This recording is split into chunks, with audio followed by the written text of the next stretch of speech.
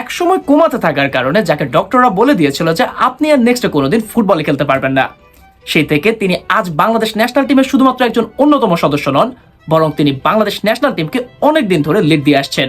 জি, আমি কথা বলছিলাম বাংলাদেশ ন্যাশনাল টিমের ক্যাপ্টেন এবং প্রথম বাংলাদেশি অরিজিন প্লেয়ার হিসেবে বাংলাদেশ ন্যাশনাল ফুটবল টিমকে রিপ্রেজেন্ট করা জামাল ভুঁইয়ার কথা। আজকে ওনার জন্মদিন, তাই first of all happy birthday to our captain. And চলুন আজকে জেনে আসি ওনার কাহিনী।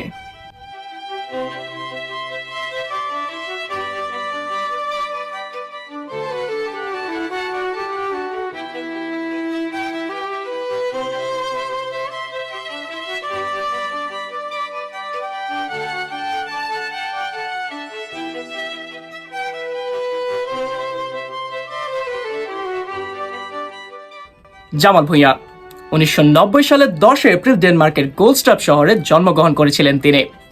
গোলস্টাপ শহরে জন্মগ্রহণ করলেও ওনার বড় হওয়া উঠেছিল ডেনমার্কের আরেক জায়গা যার নাম ছিল ব্রনমিনর্ড। আর 1960 সালের দিকেই কিন্তু তার বাবা মা বাংলাদেশ থেকে ডেনমার্কে মাইগ্রেটেড হয়েছিলেন। তো 15 বছর বয়সে ডেনমার্কের one of the best club যার নাম ছিল ব্রনবি আইএফ, তাদের ইউথ টিমে খেলা শুরু করেন জামাল ভুঁইয়া। এবং এটা কিন্তু কোনো ছোট ধরনের কোনো ক্লাব ছিল না, অনেক বড় ধরনের ড্যানিশ একটা ক্লাব ছিল। কিন্তু এরপর ওনার কাছে সুযোগ আসে আরো বড় ধরনের ক্লাবে খেলার। তো ডেনমার্কের এই ব্রনবি আইএফ এর ইউথ টিমে খেলার সময় একদিন তাদের ম্যাচ পড়ে তাদেরই রাইভাল এফসি কোপেনহেগেনের ইউথ টিমের সাথে। এফসি কোপেনহেগেন এই নামটা অনেকাংশে শোনা শোনা লাগতেছে না আপনার কাছে?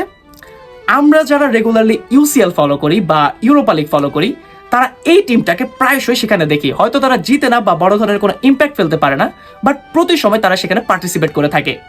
এবং একদিন যখন তাদের এই ব্রনবি আইএফ এর ইউথ টিম এফসি কোপেনহেগেনের ইউথ টিমের সাথে খেলে, সেখানে জামাল ভুঁইয়া গোল পর্যন্ত করে বসেন, যেটা দেখে এফসি কোপেনহেগেনের যে ম্যানেজার ছিলেন তিনি বেশ ভালো রকমের ইমপ্রেস হন এবং তাকে একটা প্রস্তাব পাঠান যেন সে এফসি কোপেনহেগেনের ইউথ টিমে জয়েন করে।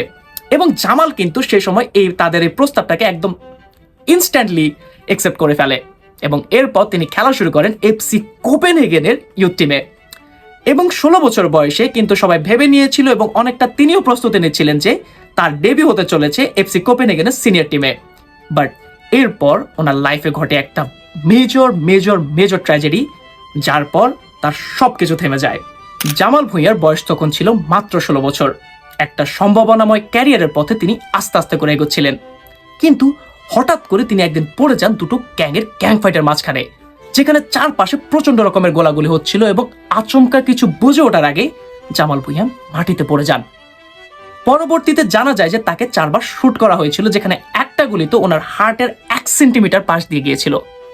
একদম যেটাকে বলে না যে একদম মৃত্যুকে খুব কাছ থেকে দেখা, জামাল ভুঁইয়া সেই জিনিসটা ফিল করেছিলেন। এই ইনসিডেন্টের পর তিনি 3 দিন কোমাতে পর্যন্ত ছিলেন, যেখানে সবাই আশায় হারিয়ে ফেলেছিল যে তিনি আর কোনোদিন চোখ পর্যন্ত খুলবেন কিনা। তবে আল্লাহর রহমতে যখন তিনি চোখ খুলেন, তখন ঘটে ওনার সাথে আরেকটা বাজে কাহিনী, যখন ডাক্তাররা বলে দেয় যে জামাল ভুঁইয়া আর কোনোদিন ফুটবল মাঠে ফিরতে পারবেন না। এবং এই জিনিসটা ওনাকে অনেক অনেক অনেক বেশি ব্রেক করে ফেলে, মেন্টালি ফিজিক্যালি সব দিক দিয়ে। বাট উনি আস্তে আস্তে নিজেকে মোটিভেট করা শুরু করেন।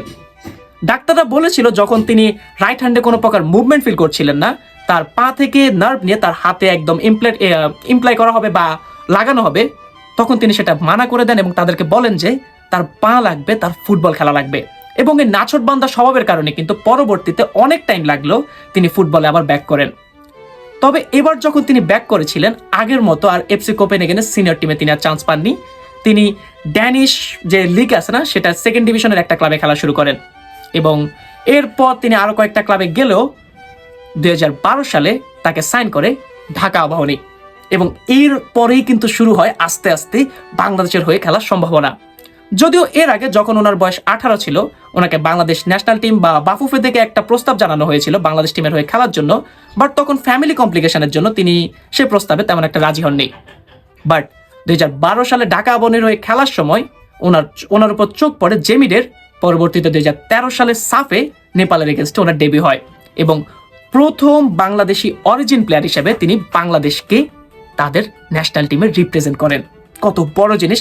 এবং ওনার হাত ধরেই কিন্তু আজকে আমরা হামজা চৌধুরীর মতো প্লেয়ারকে পেয়েছি এবং সামনে আরো অনেক অনেক সম্ভাবনাময় প্লেয়ারদের পেতে চলেছি। তো ওদের আলোর দিশারি কিন্তু বলা যায় এই জামাল ভুঁইয়াকে।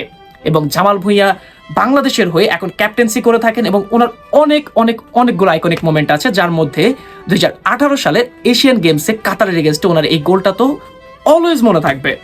এবং উনি কিন্তু প্রথম বাংলাদেশি প্লেয়ার হিসেবে আর্জেন্টিনার ক্লাব সোলদে মায়াতো পর্যন্ত খেলেছিলেন এবং কলকাতা লিগের কলকাতা মোহামেডানও খেলেছিলেন এবং অনেকগুলো ক্লাবে খেলেছেন। একটা সম্ভাবনাময় ক্যারিয়ার, কিন্তু ইউরোপের লাক্সারিয়াস লাইফ ছেড়ে তিনি বাংলাদেশকে চুজ করেছিলেন এবং বাংলাদেশকে এখন পর্যন্ত রিপ্রেজেন্ট করে যাচ্ছেন। তো আজকে ওনার এই জন্মদিনে শুধু একটা কথাই বলবো, একটা কথা বলতে গিয়ে অনেকগুলো কথা বলবো, সেটা পরের কথা, যে happy birthday to our captain and thank you so much for choosing Bangladesh national team. এর বেশি কিছু আজকে আর বলবো না। ওনার জন্য শুভকামনা, বাংলাদেশকে আরো অনেক বড় পর্যায়ে নিয়ে যান। আমরা এখনো অধীর আগ্রহে বসে আছি হামজা জামালের একটা মিডফিল্ড ডো দেখার জন্য। তো আজকের ভিডিওটি কেমন লেগেছে সেটা কমেন্ট করে জানাতে পারেন। পরবর্তী ভিডিও পর্যন্ত সবাই ভালো থাকুন, সুস্থ থাকুন। সবাইকে আসসালামু আলাইকুম।